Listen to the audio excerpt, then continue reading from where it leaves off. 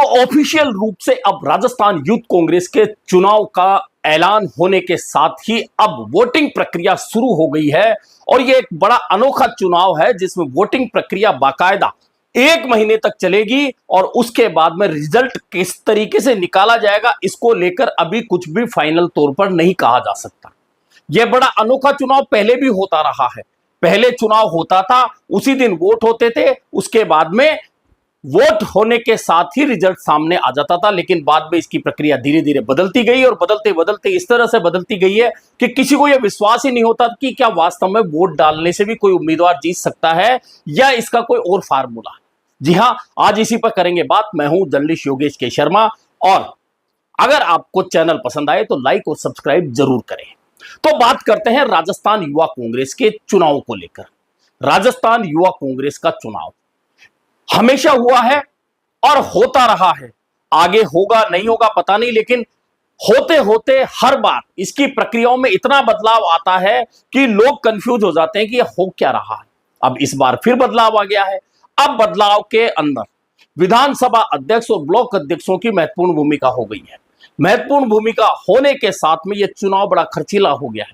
अब खर्चीला चुनाव हो गया है तो यह भी तय है कि जिसके पास जितना पैसा होगा वह उस हिसाब से उस चुनाव को आगे बढ़ाएगा। लेकिन यह चुनाव जाकर कहां ठहरेगा और इसमें विजेता बनकर चेहरा कौन सा उभर सकता है, यह देखना काफी महत्वपूर्ण होने वाला है। दरअसल इस चुनाव में एक तरफ पैसा होगा, एक तरफ निष्ठाएं होंगी, तो कहीं वादे होंगे, कहीं नेता का साथ होगा, कहीं धोखा होगा, कहीं नुगरापन होगा, कहीं साथ निभाने की कस्में होंगी। बहुत सारी चीजें इसमें देखने को मिलेगी। दरअसल अब तक तो यह था कि यूथ कांग्रेस का चुनाव कौन लड़ेगा कौन नहीं लड़ेगा। परफॉर्मर लिस्ट आ गई, यानी कि परफॉर्मर लिस्ट में कुल मिलाकर 30 नाम है। 30 नाम है, लेकिन उन 30 नाम में से फाइनल स्टेज तक जो पहुंचेंगे उन नामों में अगर चर्चा हो रही है तो सिर्फ 3 नाम हो रहे हैं। उन 3 में से विजेता कौन होगा, या पिछली बार की जैसे खिचड़ी बनाकर एक अध्यक्ष और 2 कार्यकारी अध्यक्ष चिपका दिए जाएंगे और फिर जब तक उनका कार्यकाल होगा उस संगठन में गुटबाजी रहेगी और उस गुटबाजी के सहारे संगठन क्षीण होता होता होता और कमजोर हो जाएगा। हालांकि इस चुनावी प्रक्रिया में पहले ही यूथ कांग्रेस काफी कमजोर हो चुकी है, लेकिन अब जो यह प्रक्रिया शुरू हुई है उसमें आज यानी कि 21 अप्रैल 2026 को बाकायदा ऑनलाइन वोटिंग शुरू हो गई है। ऑनलाइन वोटिंग में 18 से 35 साल के युवा वोट करेंगे। एक फोन से एक वोट डाला जाएगा, उसमें आईडी कंफर्मेशन होगा। बहुत सारे वोट कैंसिल भी होंगे, बहुत सारे कंफर्म भी होंगे, विवाद भी होंगे। इन तमाम बातों से निकलकर जो प्रत्याशी अंतिम दौड़ में पहुंच जाएगा और विजेता बनकर उभरेगा वह राहत की सांस लेगा। लेकिन विजेता बनने वाली सूची में शामिल कौन होगा? तो 30 जो नाम है उन 30 नाम में से 3 नाम पर सबसे ज्यादा चर्चा है। और 3 नाम पर चर्चा है तो तीसरा वह नाम है जो बहुत पुराना नाम नहीं है, अचानक उभरा हुआ नाम है। और यह तय है कि नाम तो बहुत हो रहा है, लेकिन वह वोट कितने हासिल करेगा यह तो तब पता चलेगा जब यूथ कांग्रेस के इस चुनाव का परिणाम सामने आएगा। तो कुल मिलाकर यह मुकाबला जो है, भले ही कोई भी चर्चा कुछ भी कर सकता है, लेकिन मुख्य मुकाबला सीधे सीधे अभिषेक चौधरी बनाम अनिल चोपड़ा में है। और यह भी कह सकते हैं कि सचिन पायलट गुट बनाम अदर्स में है। इसमें कहने में कहीं कोई अतिशयोक्ति नहीं है, कोई इसे नहीं माने तो ना सही। दरअसल अनिल चोपड़ा खुद कह चुके हैं कि उनके ऊपर सचिन पायलट का आशीर्वाद है। उधर अभिषेक चौधरी तमाम नेताओं के पास जाकर आशीर्वाद लेने की बात कह रहे हैं, लेकिन नेता ने किसी ने भी खुद ने चलाकर यह नहीं कहा है कि मैं इस उम्मीदवार के साथ हूं। ये कह इसलिए नहीं सकते क्योंकि यूथ कांग्रेस का जो सिस्टम है उसमें अगर बड़े नेताओं की एंट्री होती है, बड़े नेता सीधे तौर पर प्रत्यक्ष तौर पर किसी प्रत्याशी की मदद करते हैं तो उस प्रत्याशी को चुनाव से बाहर किया जा सकता है या दिल्ली से उस नेता को डांट डपट भी हो सकती है। ऐसे में सीधे तौर पर कोई बड़ा नेता इसमें सीधा दखल नहीं देता, लेकिन विधायकों का दखल सीधा सीधा इसमें होगा। और होगा इसलिए क्योंकि सचिन पायलट कैंप के लिए अनिल चोपड़ा का चुनाव प्रतिष्ठा की लड़ाई है। और प्रतिष्ठा की लड़ाई के चलते कई उम्मीदवारों को अपनी उम्मीदवारी वापस खींचनी पड़ी, क्योंकि उन्हें जबरन चुनाव मैदान से हटने के लिए मजबूर कर दिया गया, क्योंकि वे कहीं अनिल चोपड़ा के चुनाव को इफेक्ट नहीं कर दें। यह सचिन पायलट कैंप के गुट की तैयारी थी। अब अभिषेक चौधरी को जाने अनजाने, माने ना माने, अशोक गहलोत, गोविंद सिंह डोटासरा सहित अन्य गुट का उम्मीदवार कहा जा सकता है। अब मैंने पहले ही कहा कि कोई भी सीधे तौर पर इसमें दखल नहीं देगा। अब बात करते हैं कि इस चुनाव का नतीजा कहां जाकर ठहर सकता है, क्या संभावना हो सकती है। तो यह तो तय है कि अनिल चोपड़ा पैसे वाले उम्मीदवार हैं और इस बात से कोई मना भी नहीं करेंगे। लोकसभा जयपुर ग्रामीण का चुनाव लड़कर हार चुके हैं, नजदीकी हार हुई थी, लेकिन लोकसभा चुनाव लड़ने वाले उम्मीदवार को यूथ कांग्रेस का चुनाव लड़ने की जरूरत क्यों पड़ गई, इस बात पर बहुत सारे सवाल जवाब हो रहे हैं। हालांकि उम्र 35 से कम है तो कोई भी चुनाव लड़ सकता है। ऐसे में अनिल चोपड़ा चुनाव लड़ रहे हैं। अभिषेक चौधरी भी झोटवाड़ा विधानसभा चुनाव अचानक मैदान में उतरे, लेकिन अच्छी परफॉर्मेंस दी, चुनाव तो हारे, लेकिन एक नए उम्मीदवार के तौर पर नए मैदान में आकर, नए विधानसभा क्षेत्र में आकर अच्छी परफॉर्मेंस देके चुनाव हारना उनकी अच्छी उपस्थिति को मजबूत बना गया।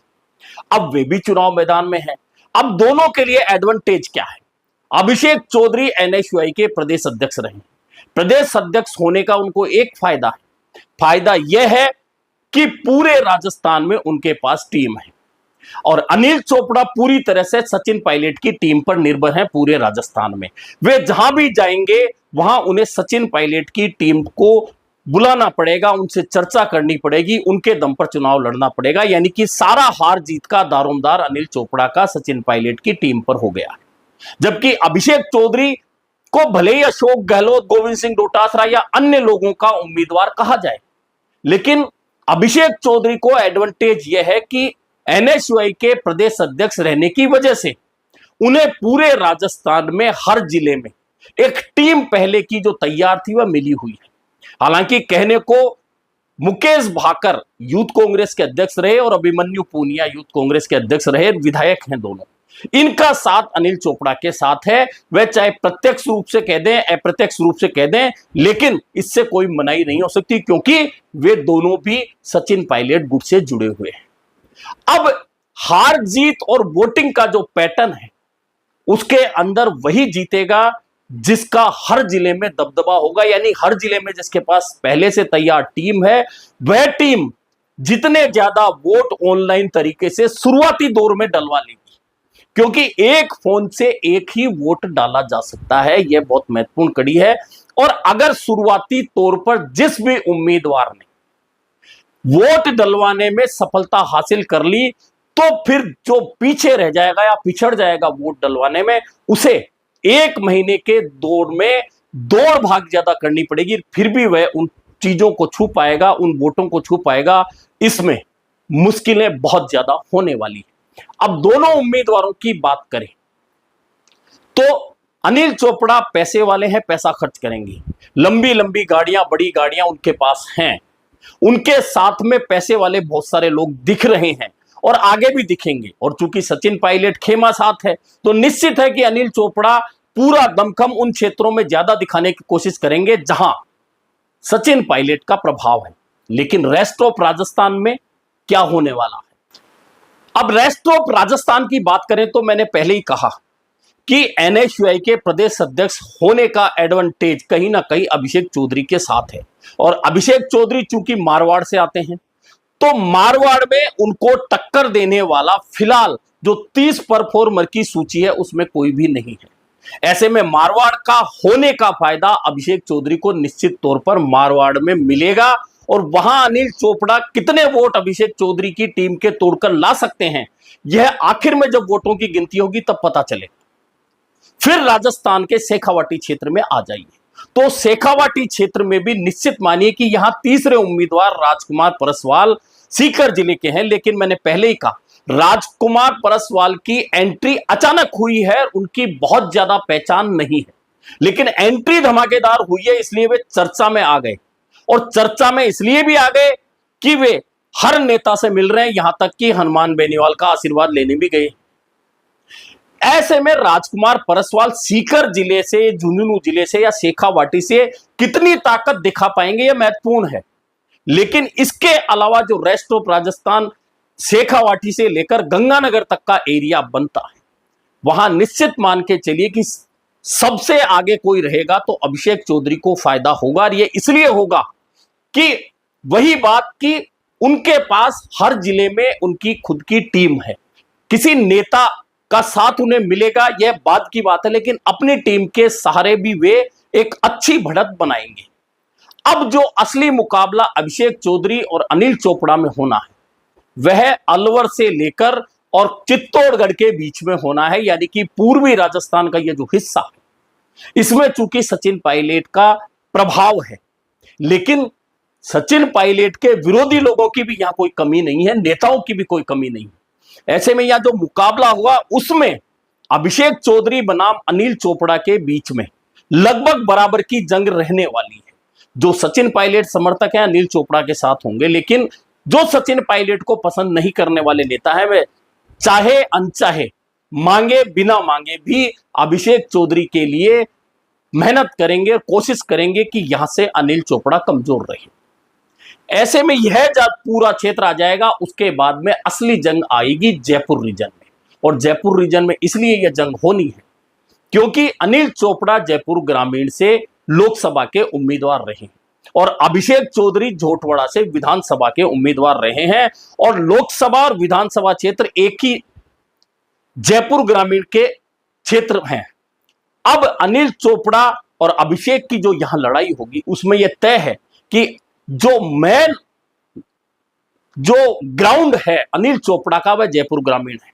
अब अगर यहां से सेंध लगाने में अभिषेक चौधरी कामयाब रहे, और कामयाब रहने की कारण यह है कि जोटवाड़ा विधानसभा क्षेत्र में वे चुनाव लड़कर हारने के बाद में जो सक्रियता रही है और कांग्रेस के कार्यक्रमों में सक्रियता रही है, ऐसे में अभिषेक चौधरी ने यहां भी अपनी एक बड़ी टीम खड़ी कर ली है।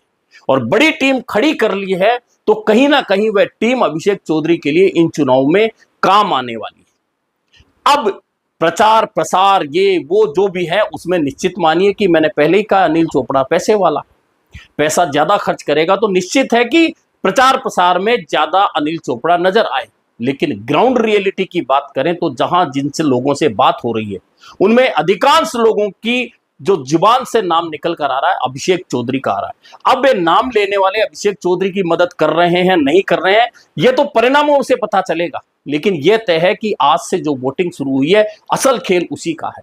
जिसकी टीम जितनी ज्यादा ग्राउंड पर काम करेगी, क्योंकि हवाई किले बांधना, रील बनाना, मीडिया पर दिखना, सोशल मीडिया पर दिखना अलग बात है, और ग्राउंड रियलिटी में जाकर एक एक व्यक्ति का फोन लेना, एक एक युवा से फोन लेना, उनके फोन के जरिए वोटिंग कराना एक अलग काम है। और जो ग्राउंड रियलिटी में जो टीम जिस युवा की काम करेगी, मजबूती से करेगी, निश्चित मान के चलिए वोट भी वही ज्यादा हासिल करेगा। लेकिन कुल मिलाकर ये जो चुनाव शुरू हुआ है, 1 महीने चलने वाली इस वोटिंग का मुख्य उद्देश्य यूथ कांग्रेस को मजबूत बनाने से ज्यादा यह उद्देश्य है कि यूथ कांग्रेस के खाते में 15 से 20 करोड़ का फंड आ जाए।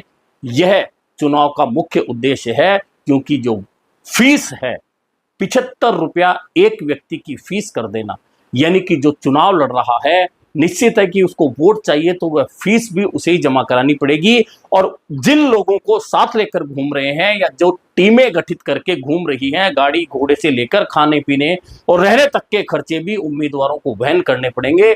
यानी कि अब तक का यूथ कांग्रेस का सबसे बड़ा चुनाव जो है, सबसे महंगा चुनाव है, वह शुरू हो चुका है और आगे जाकर इसके कई रंग देखने को मिलेंगे। और इन रंगों में से निकलकर कौन सा उम्मीदवार ग्राउंड रियलिटी पर मजबूती से काम करके अपने पक्ष में वोट डलाकर विजेता के रूप में निकलने वाला है, यह देखना काफी मजेदार होने वाला है।